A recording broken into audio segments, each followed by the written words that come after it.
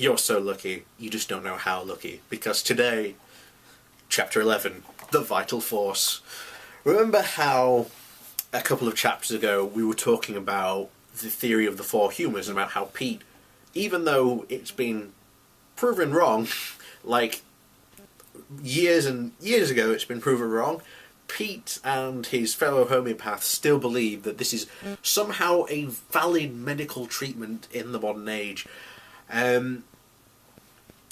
So one of the things that you need to understand about the theory of the four humours is that, first of all, there are, surprise surprise, four humours. However, what they don't tend to talk about is what is at the centre. And what is at the centre is the spirit. Yes. Today Peat is going to enlighten us as to the vital force. Let's pretend we are in a make-believe world where there are two people in a room. One is a doctor, the other is a patient. The doctor is colourblind but doesn't know it. No, people who are colourblind would be able to tell pretty fast if they were colourblind. Your analogy's fallen at the first hurdle, Peat, as it normally does. The doctor can't see the colour yellow at all. The patient is suffering from a rare disease that has given him chronic headaches and anemia. It has turned his skin completely yellow from head to toe. When the doctor tries to figure out what is going on with the patient, he will completely miss the fact that the patient is yellow. It won't even register it to him because of his colourblindness and that he is completely unaware of. The diagnosis that he makes will be flawed and incomplete, no matter how skilled he is or no matter how many lab tests he does. Won't the lab test come back and tell him that it's yellow? Won't, as I've said, it be obvious that actually he is colourblind? It is quite easy to tell if people are colourblind.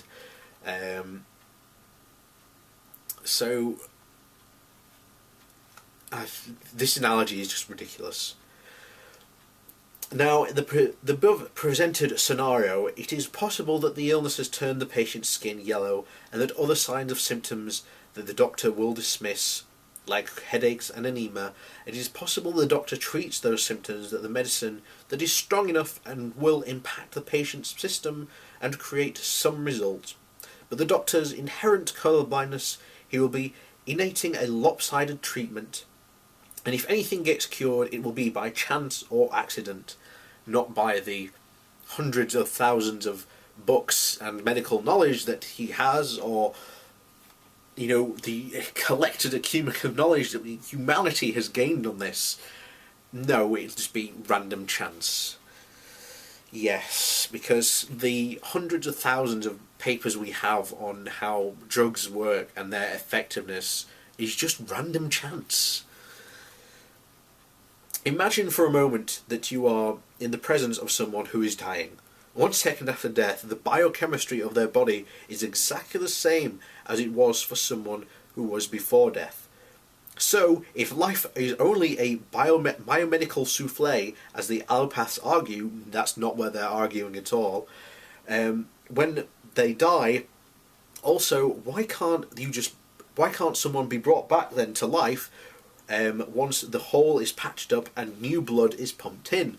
What is it specifically that distinguishes a living person from a corpse? I can't believe you're actually asking that question, Pete. What is the source of the light that specifically animates the eyes of the living, that leaves the eyes the moment of the death?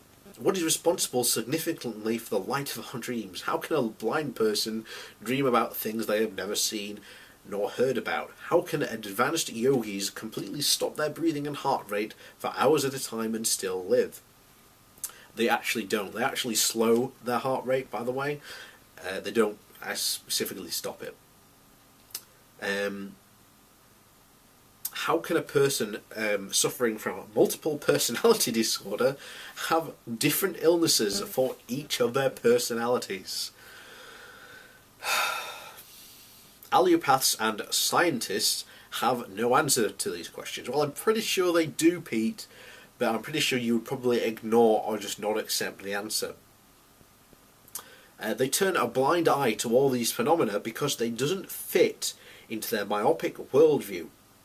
They reason them all away as either being caused by placebo, trickery, sleight of hand, biomedical shenanigans, or whatever they can dream up to discredit the phenomenon.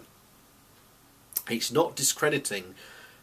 A lot of the time they're basically saying you have no evidence that your phenomenon has actually occurred. You have no idea what has gone on within the patient to be able to say that, oh, it was just magic, as you so often like to claim.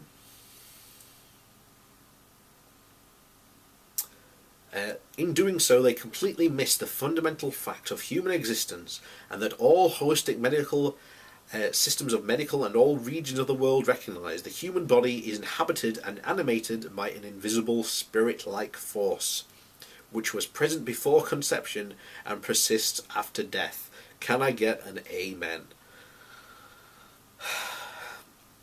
Well, A, you cannot prove that this spirit actually exists, nor can you prove that it exists before conception or after conception.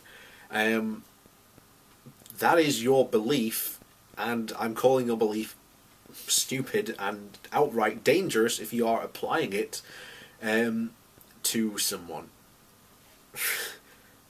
Because can't you then transfer someone's spirit to another body? You can, once you start to think about this magical spirit nonsense, then all of a sudden you can think up a lot of magical mumbo jumbo that you should be able to do then. Allopaths arrogantly dismiss without further investigation the existence of the vital force. This is like dismissing the presence of germs because you can't see them with the naked eye. Oh, I forgot. 85 years, allopaths did in fact dismiss the germ theory as unscientific and castigated the members of its profession who professed it. Here's the thing. We knew about germs, we could see them under the microscope before the germ theory was a thing. What we didn't know was how they came about. We thought that it was a miasma. Notice that Peat hasn't talked about miasmas yet in this book. I would be very surprised if he does talk about miasmas, because that's how doctors back then did thought. And again, he's comparing doctors back then to doctors now. They are not the same. This complete and total allopathic disregard for anything metaphysical is inherently hypocritical. It's not hypocritical because you can't prove it exists, and there is no scientific evidence to actually back it up. I've never been able to understand how allopathic doctors can on one hand believe in God and life after death, and on the other hand have no working concept or any identification at all for how the spirit interfaces with and influences the body. It is a mind-boggling oversight and mind-numbingly omission. Well, that's easy, Pete, because you can't prove it because there's no such thing as a spirit. And unless you can actually physically prove that there is such a thing as a spirit, then please do. Again, I've said countless times through all these videos, you've written a book where you say there's evidence, but there is. You're basically saying, oh, there's evidence, just take my word for it. Well, where's the evidence for then the spirit and that its impact on the human body? You don't have any evidence. There are approximately 1.5 billion people in China. They have no healthcare crisis. No, you've said that there's a healthcare crisis, Pete. Why? They use acupuncture and herbal medicine to treat the majority of medical conditions, and they only use allopathic medicine for trauma care.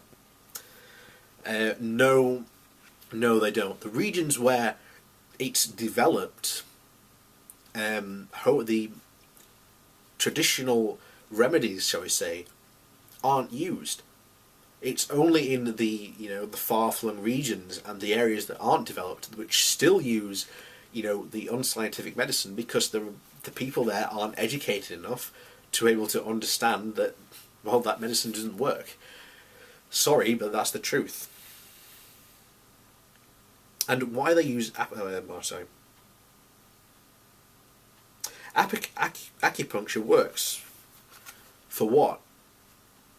That you can stop neurons from transmitting pain sensors and, you know, block the connection. That's what essentially acupuncture is. However, this does nothing to help you medically.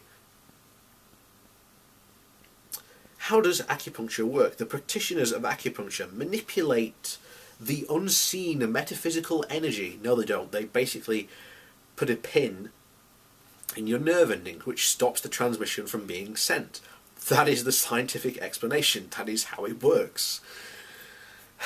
The metaphysical energy travels channels of the body, referred to as meridians, when the correct placement of their tiny needles, what flows through the unseen energy meridians. Why is the vital force, of course.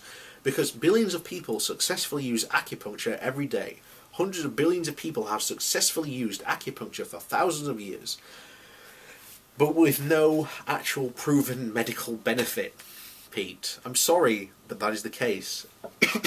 And that is Pete's chapter on the vital force. It's ridiculous. As I've continually said throughout all this book, he says, oh, I've got this evidence, but then presents nothing. He presents nothing except anecdotes and ridiculous analogies. It's pointless. There's really no reason to continue reading this book because it's pointless, and it's great when we get into his marketing pitch later on in the book. But we will continue this book. We are reading this from cover to cover, and if you are still not convinced that this guy is a quack, I really do worry. I really do.